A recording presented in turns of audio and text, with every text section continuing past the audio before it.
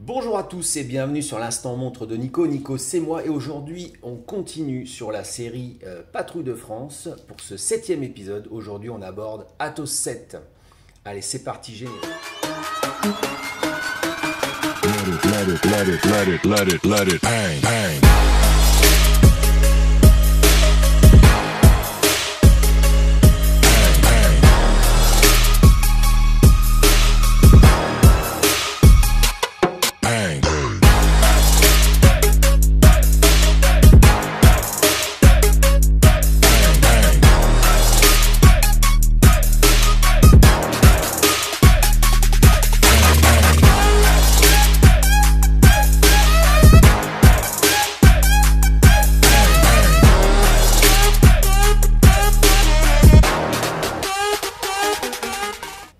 Alors comme je le disais, Athos 7 c'est le pilote extérieur gauche de la formation Diamant de la Patrouille de France. Donc c'est celui qui est côté gauche. Si vous avez suivi les épisodes précédents, les impairs sont à gauche, sauf le 1 qui lui est le leader au milieu, en tête.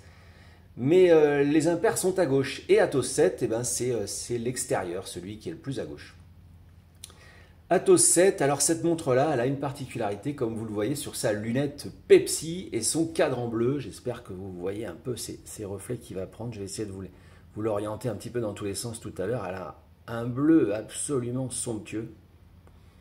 Elle est très très belle. Moi, c'est une montre qui a une place particulière dans mon cœur parce que c'est grâce à elle que, en fait, je vous raconte tout ça aujourd'hui. C'est grâce à elle que je me suis lancé, intéressé et passionné par l'horlogerie. C'est le cadeau de ma chère et tendre pour Noël l'année dernière. Donc oui, effectivement, vous pouvez constater qu'en un an, j'ai réuni toute la collection.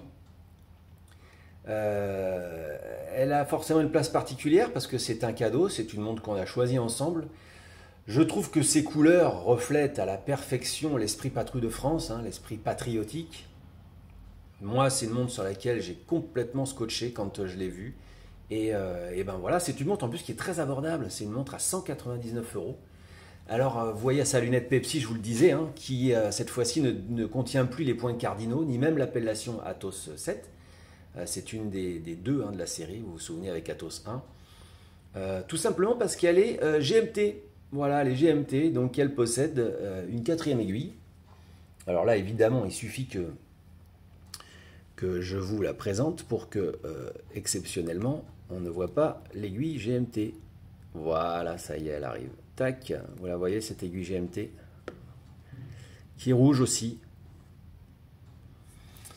Donc, une montre à quartz GMT. Alors, les caractéristiques, c'est très similaire à la plupart, enfin à toutes les autres montres de la collection. On est sur un acier inox, 316L.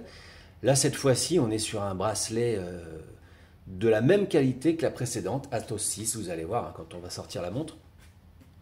On est sur une carrure de 44, comme Athos 5, donc un entrecorne de 22. C'est une montre du coup un petit peu plus petite, plus facile à porter. Et c'est une des plus fines, c'est peut-être même la plus fine de la collection, puisqu'elle est à 11,75 d'épaisseur, 11 mm 75 d'épaisseur. Donc autant dire que voilà, vous pouvez porter ça très facilement sous une manche de chemise. Ça passe sans problème.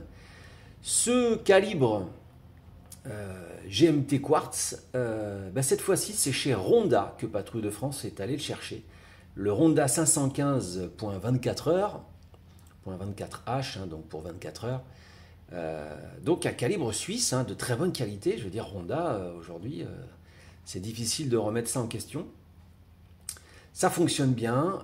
La dérive journalière, elle est franchement hyper acceptable. Je crois que j'ai quelques secondes par mois, maximum, c'est pas monstrueux.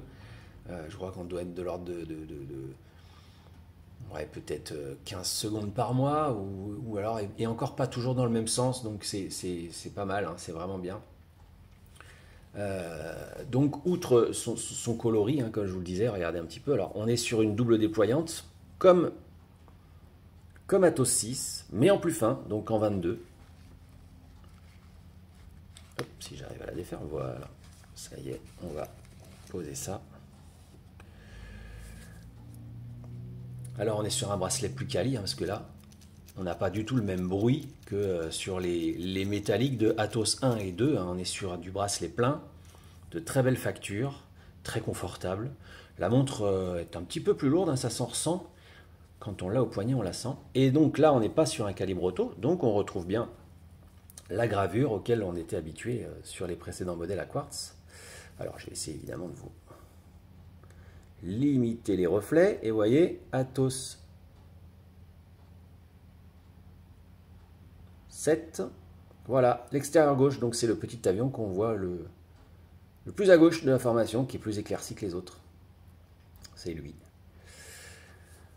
Voilà, je vais vous la passer au poignet. Alors, on est sur une lunette, cette fois-ci, qui est mobile, hein, puisqu'on est sur une GMT. Donc, elle bouge dans les deux sens. Elle n'est pas crantée.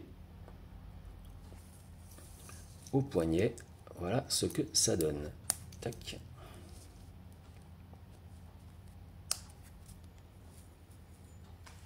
Et voici. Regardez comme elle prend bien la lumière.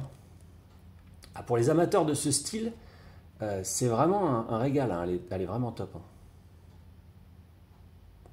Alors le verre minéral, évidemment, n'est pas traité anti-reflet. Hein. C'est un petit peu le souci. Mais... Donc 4 aiguilles. Date. Et le sigle Patrouille de France à 12 heures, comme on est habitué. Toujours l'étanchéité de 10 atmosphères. Voilà pour cette Atos 7. Allez, on se retrouve pour la conclusion. Voilà, donc c'en est fini de cette revue de Atos 7, ce 7e épisode. J'espère que la série continue de vous plaire. Pour la prochaine, eh ben, on va terminer avec Atos 8, qui est donc le symétrique hein, sur la figure diamant de la Patrouille de France. C'est le symétrique, c'est l'extérieur droit. Voilà.